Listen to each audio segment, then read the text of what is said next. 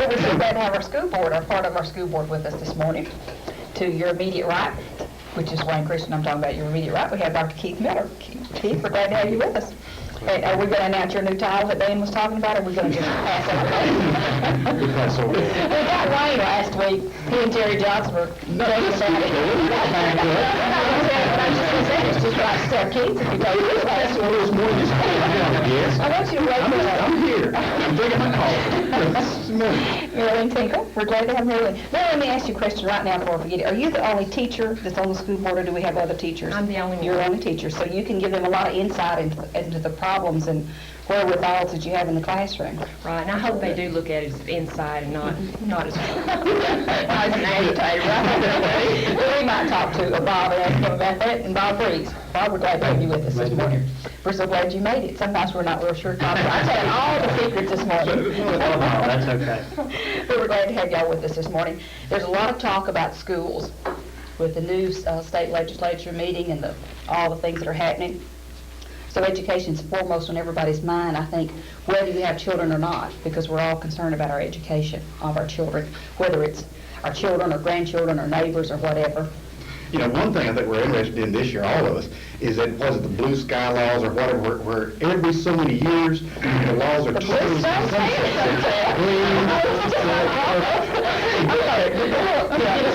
Hey, we're not eating no Chinese on this program. I've done things a lot worse than that, Keith, medically at times, right? You know? We don't talk Past programs anymore, that's right. But anyhow, for the sunset them, okay? And this year, education's up for sunset, okay? We'll sunset it this morning. But anyhow, that means everything's up for grabs, right? Total, everything in education. And then we have a new direction of the state school board coming in. And we're going to have a new commissioner of education. I heard that this All week. right. Things are going to be shook this year, no doubt about it. Give us some feedback. What are we concerned about kind of primarily here in Center Texas about what may change or might change up in Austin? That's anybody can answer. I think one of the biggest things, and I don't know exactly how much of this is so much a change of party lines or not, rather than just a gradual change that I hope has been starting to build for a time in the state. I know it's been building locally.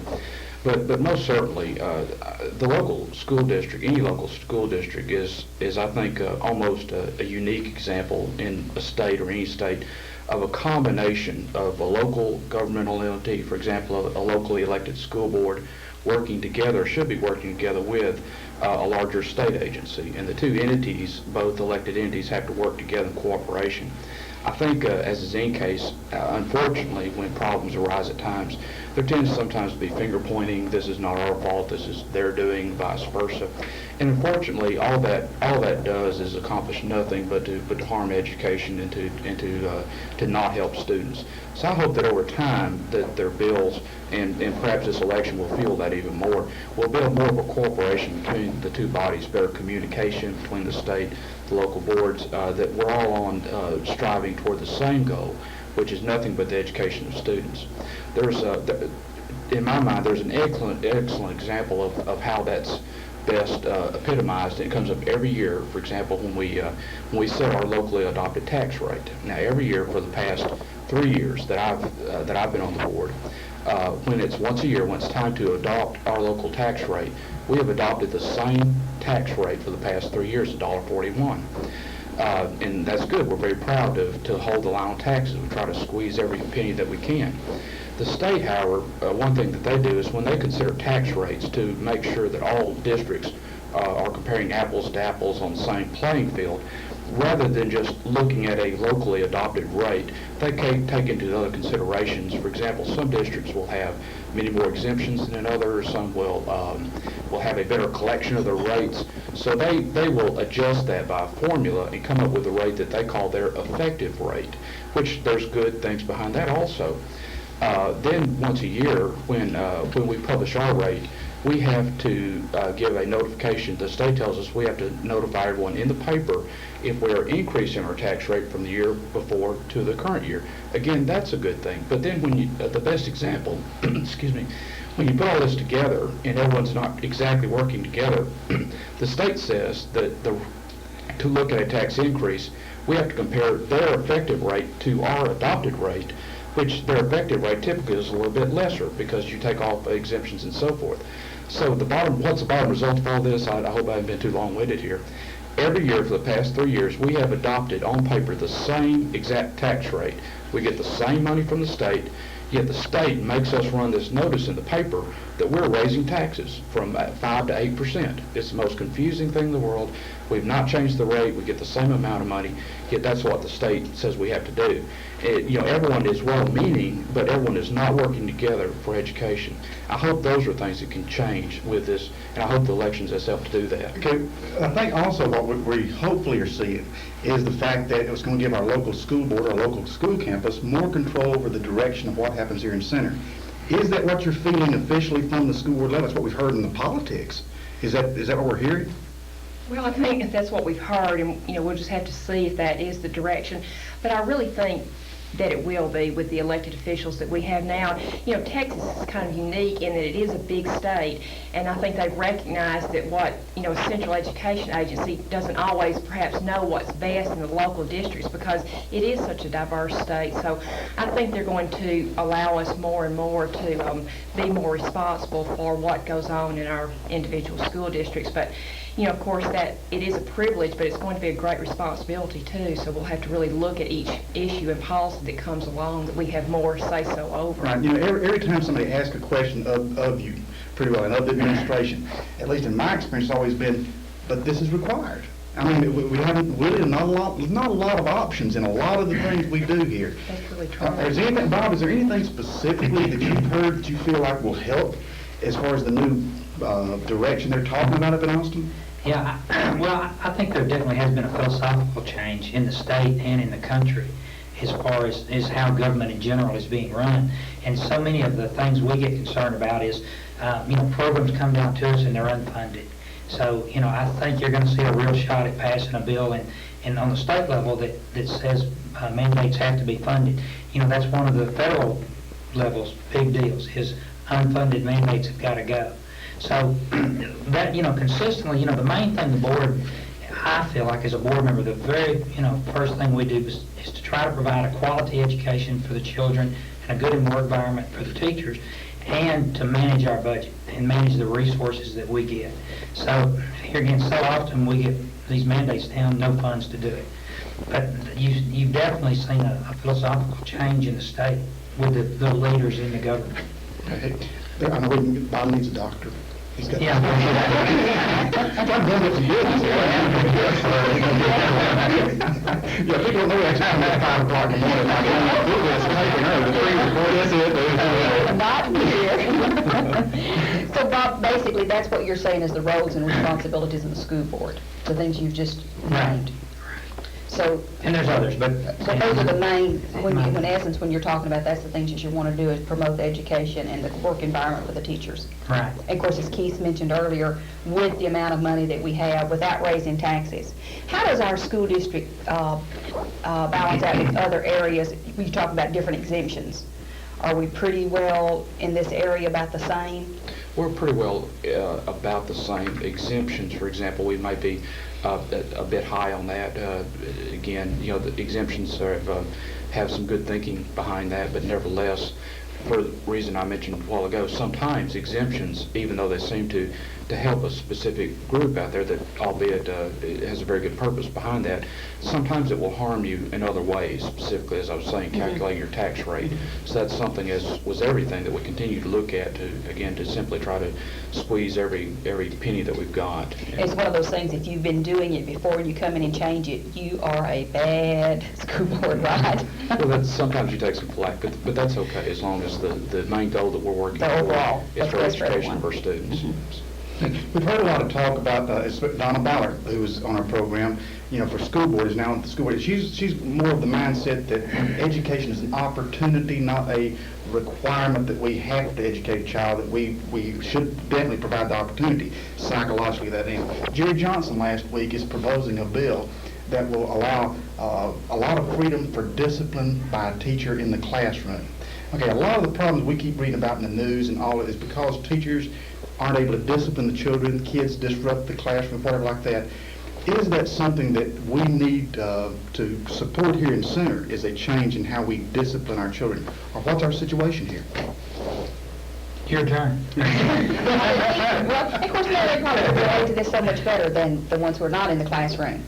Right. I don't think really discipline overall is a problem in the center school districts. We're very lucky when I talk to teachers across the state who have, kids have to walk in through metal detectors and that type of thing. But I do think with this philosophical change that you're talking about, that kids who perhaps don't need to be in school, and there's some, unfortunately, that may not belong in school, or at least for a while, because they're disrupting the education of others.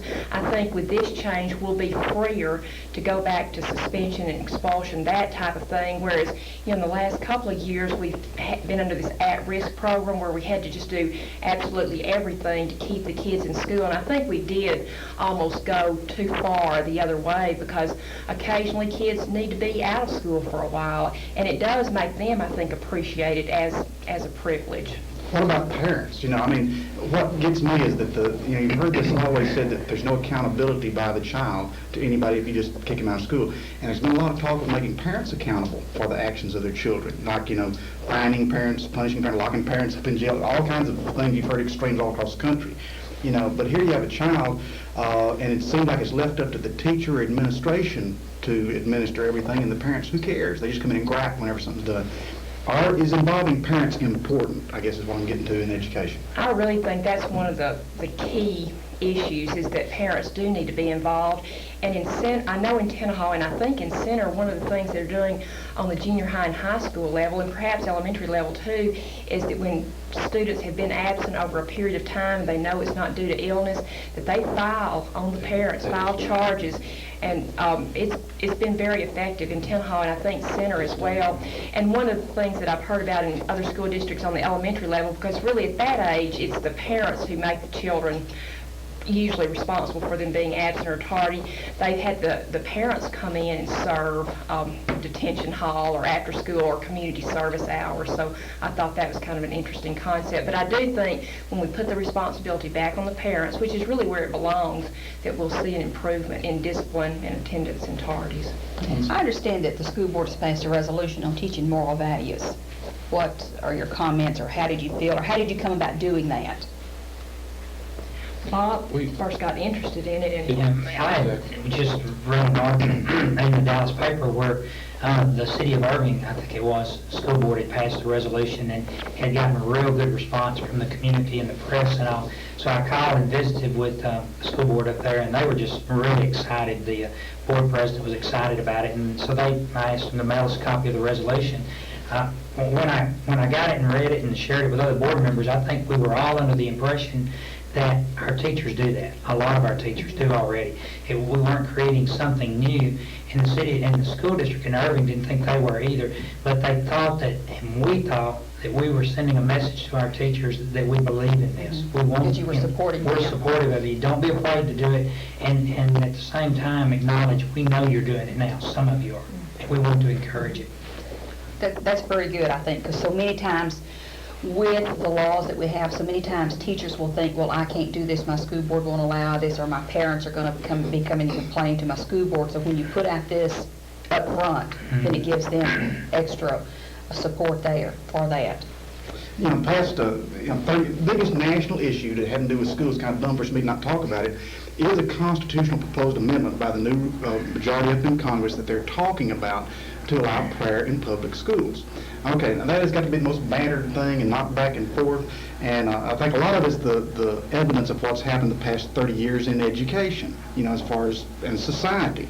Where do y'all stand? I mean, I'm not asking you to say, do you believe that everybody go to class and have a prayer and led by this Baptist preacher named Carl Smith up in the classroom and all this kind of stuff? We all know that's over, that end is wrong. But where do you think even this debate of prayer in school, does it need to be involved in this national debate of prayer in public schools? Does it need to be a debate now, or is it just really a non-issue in Center Texas? I think probably it's an issue statewide, and in Tenaha, we still say a prayer every morning, and I think that may be one of the decisions rather than that they need to leave up to the local school districts and let them decide, because again, that's something that should reflect the values and interests of the community the school's found in. But here again, so many of the schools think that they're not allowed to. Do you think that's maybe where they're coming from, which is misinterpreted, I think, all through, and what Wayne mentioned are the things that are restricted as having certain ones. But don't you think a lot of schools misinterpret that and say, oh, no, you cannot pray in school, you cannot even have a quiet moment?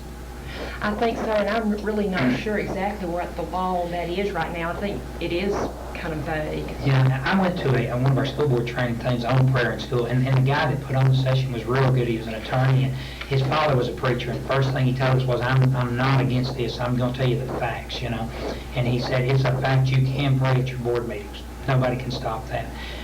And there were other activities, as long as they were student-led and student-initiated, that you didn't have a problem with. And then there were some things you just, legally you couldn't do. But what made me feel real good was the attorney said, if you look statewide, you'll find that the smaller school districts are the ones that are saying, hey, we're doing it and we're going to keep doing it till we get stopped.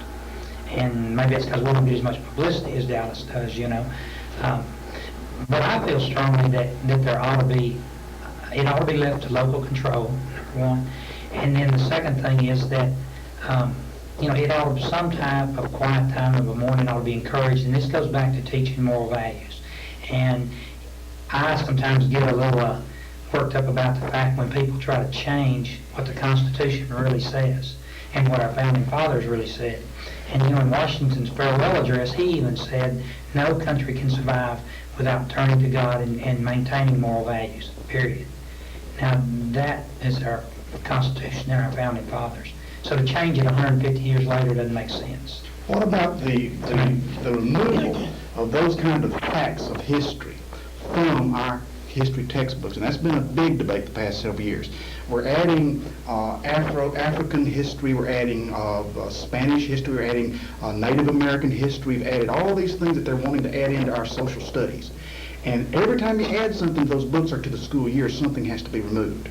And you can find in many of our textbooks, there's very little, if any, mention of religious input into the founding of this country. It's almost vacant for many of our history books.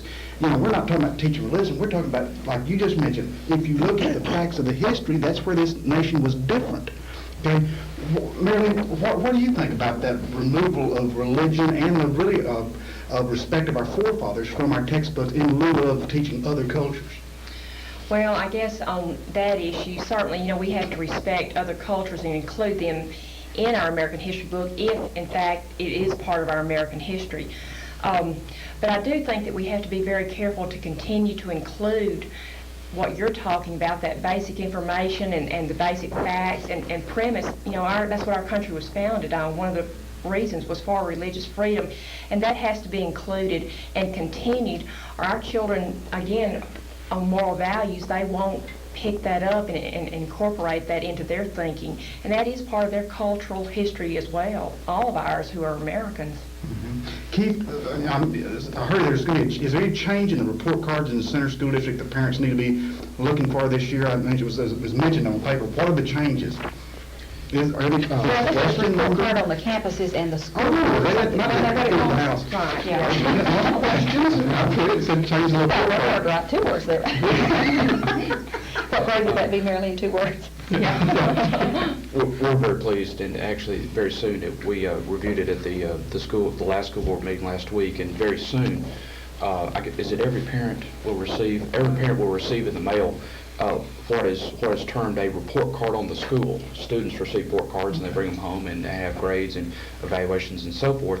And so now we're having a report card on the school, which is very good. It addresses a number of things about how the school is doing, probably mainly statewide evaluation scoring. TOS scoring is the big thing about that, which the students, now all that information from the student testing from last year has now been compiled, and so this is put together a report provided to the students. We are very proud about the hard work that the teachers and administration has put into helping students to do well on the statewide evaluation system, specifically TOS. Particularly our high school campus was recognized this past year in their scoring as being, Mary Lynn, you're going to have to help me with a term, but a recognized campus is the term, which refers to an exemplary grading and system campus-wide that they did. In fact, this spring, our high school principal, Charlie Crocker, will be going to Austin for an awards ceremony recognition for that. So we're very proud of how we're doing and very proud of our report card of our school. So no one's coming in to do that, it's just new self-evaluation from the TOS test and different things like that that we're graded on? It is a statewide thing, and Okay. it has something that's been put forth by the state, but something that is good to see how your local district is doing, so.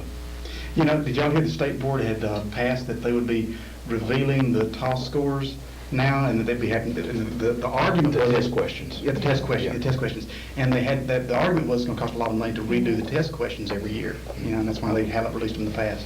I thought it was interesting. I read that, see, I read the paper yesterday. Let's talk a little bit about school board meetings. Are school board meetings open to the public? School board meetings are certainly open to the public. Okay. It's the public meeting laws apply to school boards as they do every other governmental entity. The entire session is open. Any session we have, where the school board, of course, falls under posted agenda laws. In other words, any item on the agenda that will have action taken on it must be posted in a public place. Typically, it's at the administration office at least 72 hours prior to the meeting, so that, of course, that an item cannot be acted on locally without notice to the public that it will be discussed and possibly acted on at that time. So yes, school board meetings are open to everyone. If you wanted something on the agenda, how would you proceed to do that? I think the way that that's done is that you would just notify the superintendent, or the school board president can also place an item on the agenda. And occasionally, parents and community people are asked to be placed on the agenda. Also, there's a part on the school board agenda too that if they don't want action taken on an item, if they just want to speak and let their opinions known, there's an open session at the beginning of each school board meeting that they have 5 minutes that they can get up and say what they wish to say. And it needs to be important because, like, I've got a couple $1,000 I want to give. Right, yeah, that's good. We'll take that into Well, of course, we do, the parents' concern would be Right. those items Yeah. that they would just want to address the school board. And that would be a good time to do that, and that's available at each session? There's an open session? Is there anything that, while we have the remaining time here, that y'all feel like maybe we need to inform the parents on here, that just the latest news from the school board, like things maybe changing or new or good or whatever, something we need to be aware of here at the center campuses? I think one thing that, of course, as we were talking a while ago, one of the biggest jobs of the board is to manage your resources, the funds you get locally and from the state and your buildings and all that good stuff. So we've always watched real closely at things like electrical and gas expenses, and we entered into some programs and changed up and modernized a lot of our equipment. And as a result, we tracked it the first few months, we're running about 20%. Is that right? 20% cheaper in our electric bills than we did the previous year, which is a good savings. What are some other things? Well, I think too, and this may not be directly related to the school board, but TOS testing will be coming up in the spring, and I think the more parents make themselves aware of the objectives that are being tested, and there's things that parents can do at home with their children to help them prepare for those tests. And yet we don't want to think that our education is just based on that one test, but the TOS test now does test basic skills as well as higher level thinking skills. So it is a good criteria to know that our children are getting the basic education that they're going to need to be successful in high school and college and then even later on in life. Would them going to view the tests that are going to be made available help them prepare their children? Because even though it's not the same questions, it's going to give them some idea of what they're talking about. I really think it will. And I think, too, an interesting thing they did down at C.H. Daniels last year, they had a parent meeting and allowed the parents to take a modified version of the test. And I think the parents realized really the level of difficulty that test is. And like you said, it helps make the parents aware of what kinds of questions, and it may help them in helping their students and children prepare to take the test. Mm-hmm. And I think, too, another important thing when we're talking about that is parent volunteers. Most of the schools, or all the center schools, want parent volunteers. And, a lot of parents today are working full-time and don't have a great deal of time, but they can use volunteers as little as 1 hour a week. So, any time that you have any free time, if you'll just go to the school principal and say, I want to volunteer, it may be to read to a student or to cut out materials. It can be almost anything, but they are interested in parents being on campus and acting as volunteers. I tell you, one of my concerns is, every time you work at like communicating with teachers, teachers want parents to be involved. Classroom teachers won't help. I've never seen a teacher who just wasn't anxious to work with you when you go. School board members want to, administrators also. But I find continuously, and I've talked with some of y'all before this, the organizations which represent school boards, teachers, and administrations are negative on how to handle parent involvement. It's like the organizations that represent the very people we want to talk to are anti-parent involvement.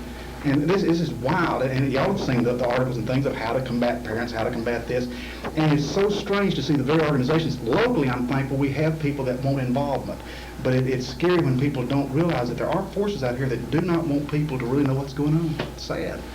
Not locally, that's my mistake.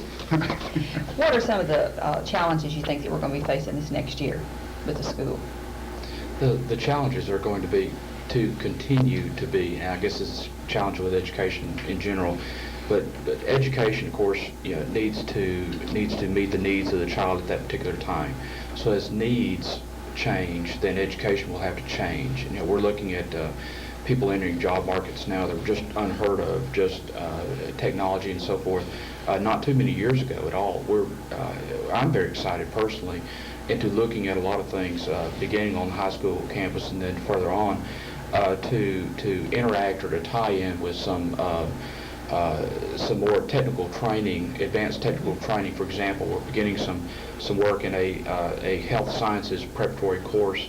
Students interested in any of the health sciences area, nursing, so that eventually we can begin to get students not only exposure in some of these areas, but for example, even college level credit, toward certain training. We've just started this year a building trades course that is one of the talk about things that I wish we could get more publicity on. It's the most interesting thing I've seen in some time. We have a student and their teacher who are some of the hardest working builders you've ever seen. I've seen they've done a number of projects already. And this is going extremely well. And then we're looking at some other things to articulate with the Panola campus. Dr. Jerry Hopkins has been extremely interested in this and very helpful to help us look into some other areas of technology to begin to tie in with. So these, for example, it is a changing marketplace nowadays, and as the marketplace changes, education has to change with that. I'm very proud. I think we're starting to make some strides. Is that a with move back almost toward like vocational education, or is it a step different from that? Again, I think you have to be careful with your terms a little bit. You say vocational education, you think maybe some specific things we've done traditionally in the past, agriculture, which is excellent. Right. But again, as things change, you simply have to meet the needs of the students at that time. Okay. And so in a way, I suppose so. But simply to look at the marketplace today and see what's needed in education and to prepare students for that. Okay. Have the elementary levels changed as much as the high school levels in reference to, is there any longer a slide rule in high school? Would they ever use a slide rule? That was... Because I'll tell you this, to give you an example of how things have changed. We had a board meeting at FL Moffitt the other day, kindergarten, first, and second grade, and after the meeting, some of us stayed late and looked at the equipment. They've got 72 personal computers networked into one system with one file server running it. On that one campus. On that one campus. On the They've done things like interactive TV, to where the Moffitt campus was a host to a program being done in Corpus Christi, carried by hundreds of schools, and center kids got to ask questions live on the TV. Wonderful. I mean, that technology you just wouldn't even have thought of 5 years ago. And that's what Keith was referring to. We're having to make changes, and these changes we've made. We appreciate y'all coming. We've really enjoyed it. Maybe we'll get together another time real soon, since we definitely didn't get finished with all we wanted to ask you. And Wayne will try to behave himself next time. Go Cowboys. Very pop, right? We're glad you stopped by at the coffee shop and stay tuned now for our men's Bible class and afterwards for our church services. And we'll see you back next Sunday for the coffee shop.